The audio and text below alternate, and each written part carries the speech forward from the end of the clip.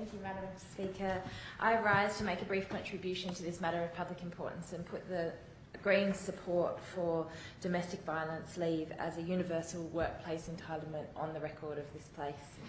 I wish to acknowledge the ACTU and the ASU and the rally that they had outside of this chamber last week, and say that unfortunately I was unable to join, but to congratulate them on their call for 10 days paid domestic violence leave for all workers that they rallied for outside of this place. I also wish to note that it is incredibly important that Australia takes steps towards this and point out that the International Labour Organisation is currently seeking advice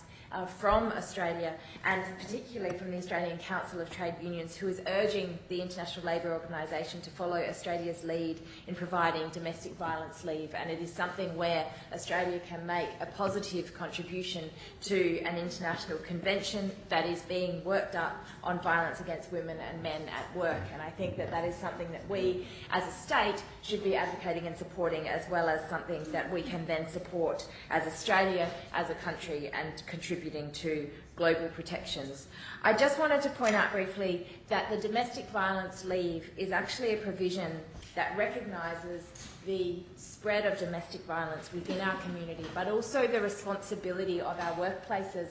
and of governments and of us as a society to protect and work to recognise the spread of domestic violence and protect survivors and victims of domestic violence, to ensure that they are provided with support in their workplaces. The reality is that we know that women are often